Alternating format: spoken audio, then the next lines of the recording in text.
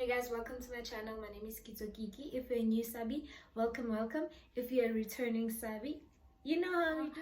So today is Stylish Sunday. I'm going to be showing you what look I rocked today. Of course, I'm not going anywhere, but we're slaying, honey.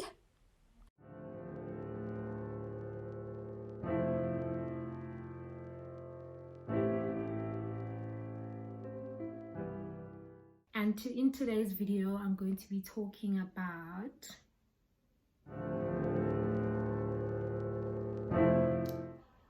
so I lost my mom back in 2018. She passed on the 6th of September.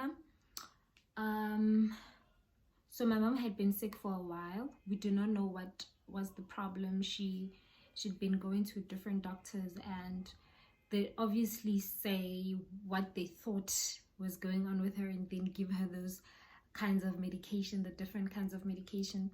And I felt like also with the medication that she was taking, those different types of meds are the ones that actually messed up her whole system. So she'd just have like your back pain. Sometimes she couldn't walk, her legs would swell up, and then sometimes she couldn't just get out of bed. She couldn't eat, she wouldn't have an appetite.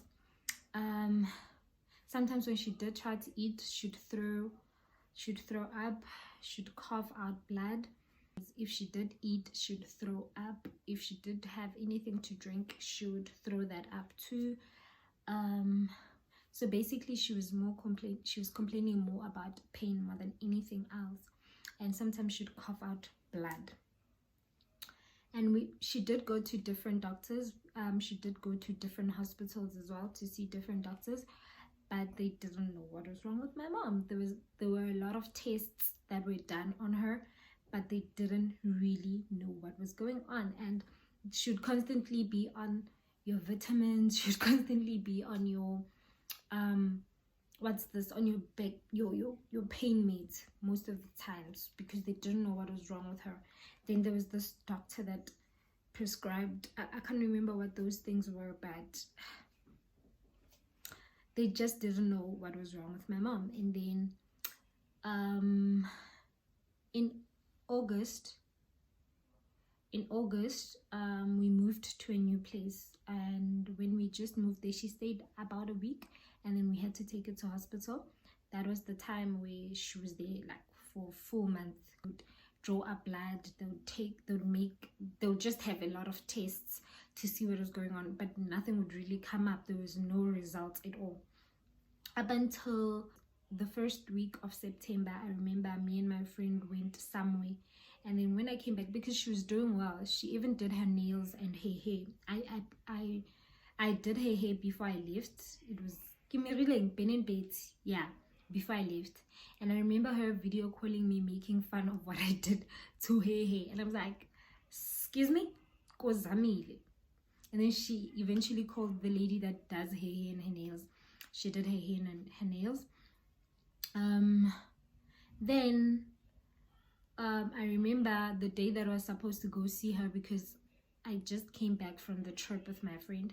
The day I had to go see her, my grandmother would go in the morning and then I'd go in the afternoon, because we had to babysit my cousin. So when my grandmother had to come back, I'm waiting for her, I'm ready to go to the hospital. My grandmother's not coming. I call her, my grandmother's not picking up. I call my mom's phone, my mom's phone is off. Okay, I don't know what's going on, but anyway, I don't like what my grandmother's doing. She should be back. I want to go see my mother, and there was no way that I could go with the child to the hospital, because I had to walk to the hospital. Okay, fine. My grandmother comes back at around 6-7. When she comes back, I ask her how my mom's doing. She doesn't want to answer me. I ask her why she came back so late. She doesn't answer me. How? Why are you quiet? What happened at the hospital? Gogo doesn't want to say anything. How? Are you gonna tell me what's going on? Hey! She snapped. Hey! Your mom is fine. Your mom is fine. You go see her tomorrow. Stop asking me a lot of questions. You'll go see her tomorrow. I'm sorry I came back late. So I'm very angry. I don't even like the way she responded, and I'm stressed, because by her reaction, I'm thinking something is wrong. So I checked my mom on WhatsApp. My mom's not active. What? Okay, try calling her phone because she did have access to her phone. She was okay. We thought she was gonna come out of hospital. Fine, nothing's happening. How? Auntie, my grandmother has my mom's phone in her bag. I saw her when she took it out to charge it. And I'm like, okay, why do you have my mom's phone? Like, I'm just asking myself that. Like, something's wrong. First thing in the morning, I'm going to the hospital. I want to see what's going on with my mama. Fine, about 5 o'clock in the morning, I switch on the geyser. No, it was actually around 4 because you have to leave the geyser on for an hour. Okay, fine. Around 6 or closer to 6, I get in the tub, I bath, and then as I'm in the bathing, I can hear my grandmother talking to someone on the phone. And she opens the door. She's like, it's at the hospital. Can you finish up? They're calling us to come. Fine. Then I hear her calling my aunt, calling my uncle, calling my grandfather. They're calling us at the hospital. Then I knew something was definitely wrong. Hospital too. When we get to the hospital, my aunt is already there. My uncle is already there. My grandfather is on his way. Okay, fine. When we got there, there was some people from your extended relatives. They were there. Someone from the family was there as well. Just like the rooms were across each other. My mom's room and that guy's room were just across each other. The relative's room. When we got there, they had just announced that that guy passed on. That family was a mess. Now it adds on to our stress. Okay. Then the doctors finally came to us. They're like, you can come see her, but you guys need to know that she's not responsive. She can hear you guys, but she's not responding. We gave her treatment yesterday and she didn't respond well to it. And in my head, I'm thinking, but you guys don't know what's wrong with my mom. What treatment did you give her now? Okay. When you got into the room,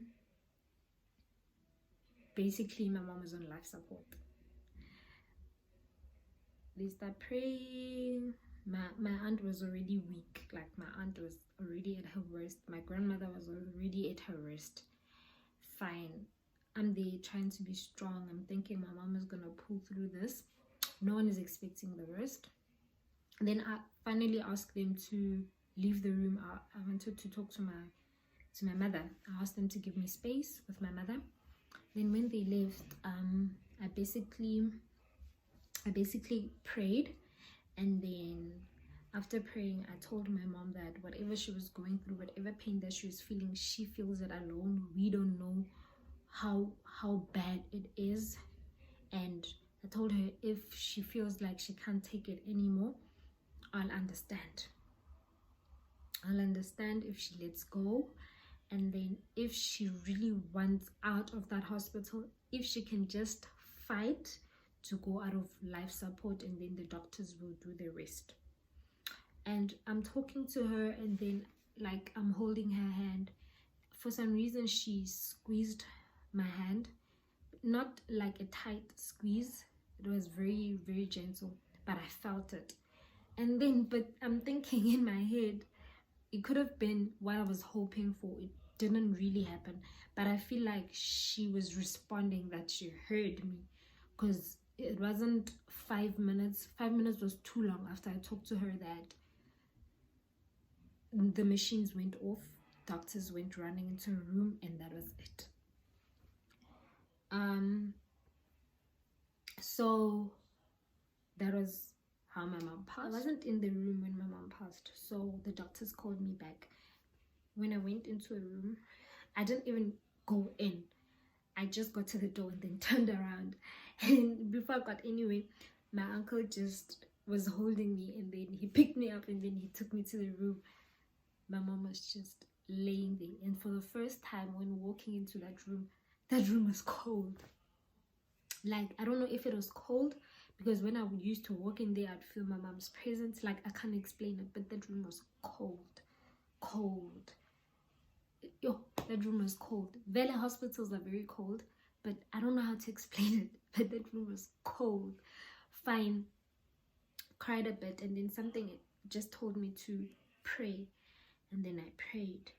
I remember praying Our Father and then forgetting most of the words. I could just remember the beginning, and then I'd have to start again, like keep saying the prayer, keep starting again, and I'd remember bits and pieces of the prayer until I remembered the entire prayer. And then after I said the whole prayer, that's after saying amen, I don't know what like I don't know what that was.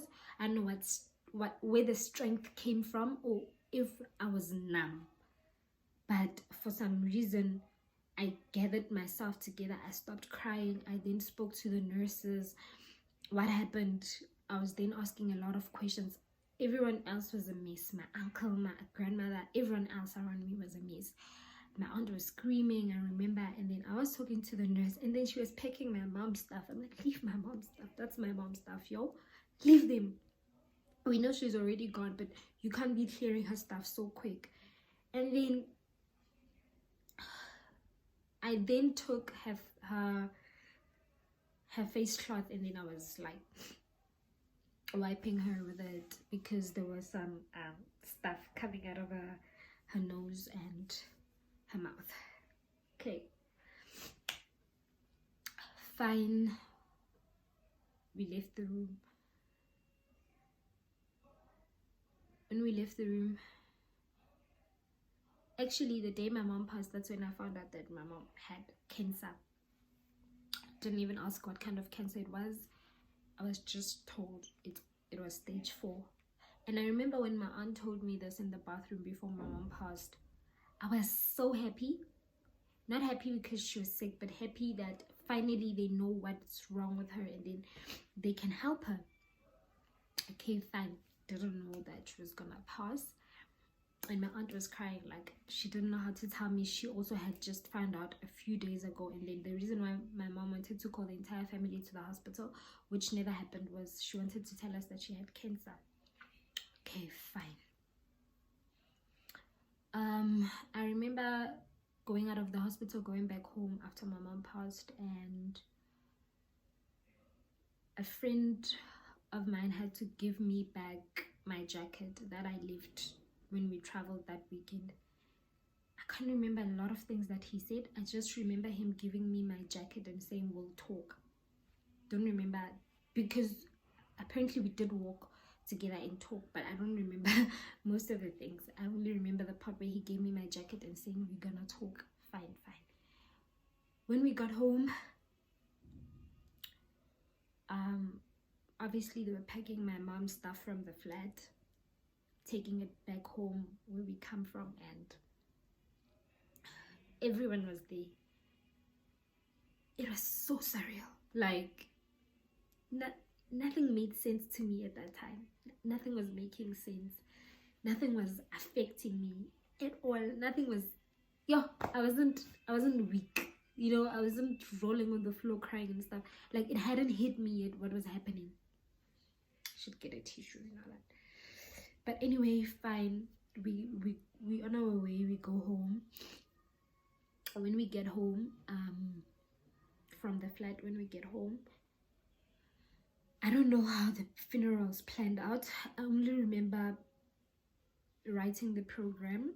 I only remember writing a letter to my mom. That's the only thing I remember.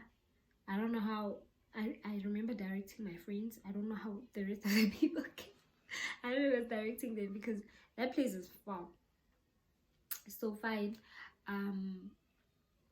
My friends got there, were in the room, and then because the casket was too big to get into the room, they had to move her to the sitting room. When they moved her to the sitting room, my grandmother was with other grannies, obvious, from the village. They were there. I was with my friends. No one else was allowed in that room, only my friends. And I remember a lot of people, when they came to me, I don't know, they were just expecting the worst, and then they saw something different. They were shocked. I was talking to my friends, like it was fun. We're making jokes and stuff. Like it was legit fun, and people were actually coming to us to tell us that we are making noise. Okay. I remember in the room when we were talking, I did a lot of the talking. I don't know if I was convincing myself otherwise, but I was just talking about my spirituality in a sense where I believe that everything happens for a purpose, and with my mom's passing, I believe that there's a reason behind it. Nothing makes her passing any less painful.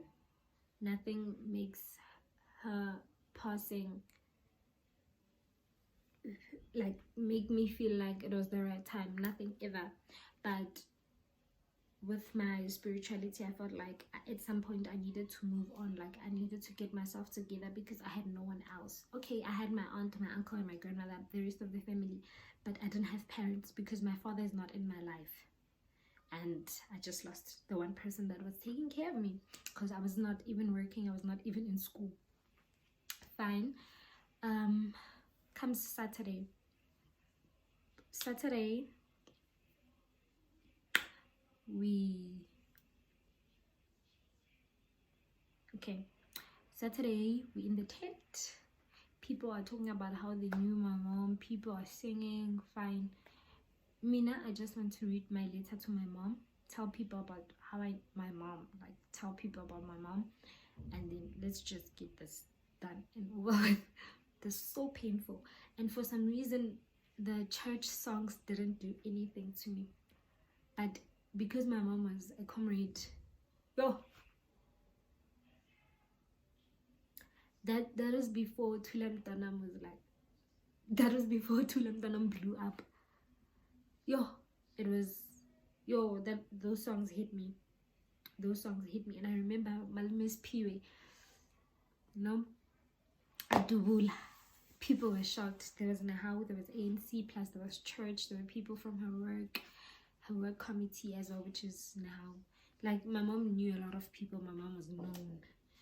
It was packed. I don't remember seeing a lot of people. Fine. Get to the graveyard.